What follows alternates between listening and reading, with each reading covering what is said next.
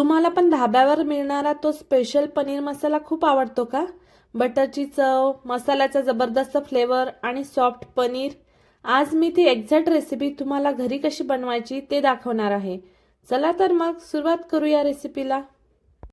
पनीर मसाला बनवण्यासाठी आपल्याला लागणार आहे पनीर.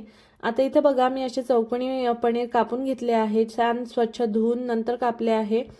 तर सोबतच कांदा पण असा चौकोनी कापून घेतला, टोमॅटो पण आणि शिमला मिरची थोडं थोडं सगळं घेतलंय.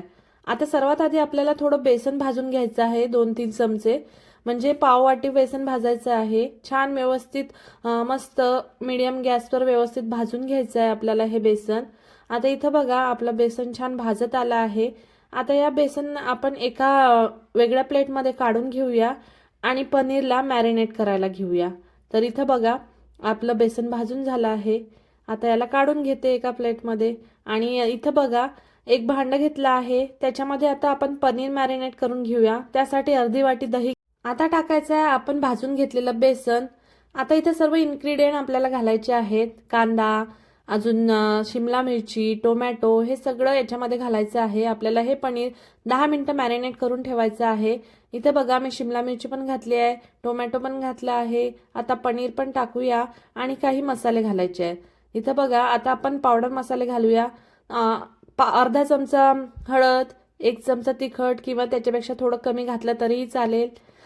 गरम मसाला, धनेपूड आणि नंतर आपल्याला याच्यामध्ये घालायचं आहे आले लसूण पेस्ट आणि कस्तुरी मेथी आणि सोबतच घालूया काळी मिरी पावडर आणि नंतर थोडासा चाट मसाला घालायचा, लिंबू पिळून घ्यायचं आणि थोडंसं गरम करून घेतलेलं तेल घालायचं 2-3 चमचे. त्याने छान मस्त मॅरिनेट होतं हे पनीर. थोडंसं चवीपुरतं मीठ घालायचं आणि आता व्यवस्थित मिक्स करून घेऊन याला 10 मिनिटं रेस्ट करायला ठेवायचं. तर इथं बघा हे सगळं इन्ग्रेडियंट घातल्यानंतर व्यवस्थित सगळं मिक्स करून घ्यायचं. खाली आपले दही आणि बेसन सर्व व्यवस्थित मिक्स झालं पाहिजे, पनीरला सगळं लागलं पाहिजे.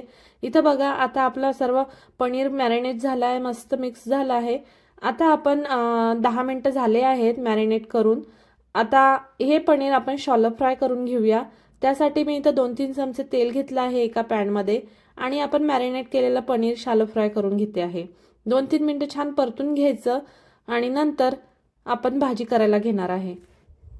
आपण ढाबा स्टाईल पनीर मसाला बनवतोय, त्यामुळे आधी पनीरला छान मस्त मॅरिनेट करून घ्यायचं आणि नंतर शॅलो फ्राय करायचं. त्यामुळे भाजीला खूप छान चव येते. तर इथं बघा आपलं पनीर शॅलो फ्राय झालं आहे. आता ग्रेव्ही बनवायला घेऊया. त्यासाठी इथं मी तेल घेतलं आहे. तुम्ही बटर सुद्धा घेऊ शकता किंवा तूप सुद्धा घालू शकता. थोडं तेल थोडं तूप घातलं तरीही चालेल.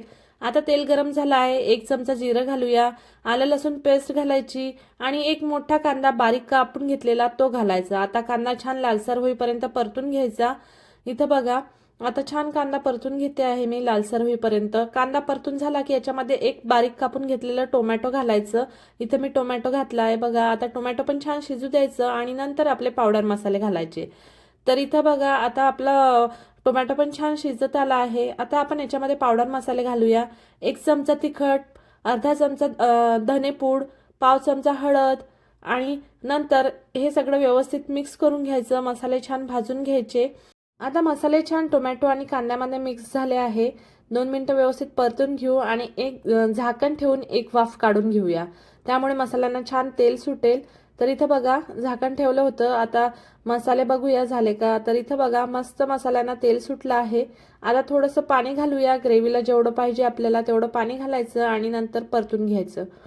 तर हे बघा थोडंसं पाणी आधी घातलं आहे मी, म्हणजे व्यवस्थित मसाले मिक्स करून घेते पाण्यामध्ये आणि नंतर आपल्याला ग्रेव्हीला जेवढं पाणी लागणार आहे तेवढं मी घालणार आहे. तर इथं बघा आता मसाले एकदम व्यवस्थित भाजले गेले आहेत. आता आपण ग्रेव्हीसाठी जेवढं पाणी लागणार आहे ते घालणार आहे आणि इथं पनीरच्या भाजीला जास्त पाणी लागत नाही. ही ग्रेव्ही थोडी घट्टसरच असते म्हणून पाणी थोडं कमीच घालायचं. इथं बघा मी थोडंसं पाणी घातलं आहे. आता या ग्रेव्हीला छान उकळी येऊ द्यायची आणि नंतर आपण शॅलो फ्राय करून घेतलेलं पनीर घालायचं. तर इथं बघा आता चवीपुरतं मीठ घातलं आहे आणि आता इथं पाणी गरम झालं, ही ग्रेव्ही गरम झाली की आपण शॅलो फ्राय करून घेतलेलं पनीर घालणार आहे. बघा आता उकळी फुटली आहे ग्रेव्हीला. आता याच्यामध्ये आपण शॅलो फ्राय करून घेतलेलं पनीर घालूया आणि परत एकदा मस्त वाफ काढून घेऊया. तर इथं बघा हे पूर्ण पनीर मी घालते आहे याच्यामध्ये आणि व्यवस्थित मिक्स करून घ्यायचं. आता बघा ही भाजी मस्त आपली रेडी होत आहे.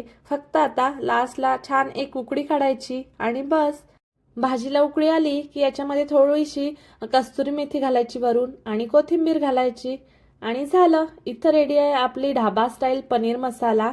ही रेसिपी तुम्हाला कशी वाटली कमेंटमध्ये नक्की सांगा आणि आवडली असेल तर व्हिडिओला लाईक करा आणि तुमच्या पनीर प्रेमी मित्रमैत्रिणींना शेअर करा आणि अशाच छान छान रेसिपी बघायसाठी स्वामीज किचनला फॉलो करा.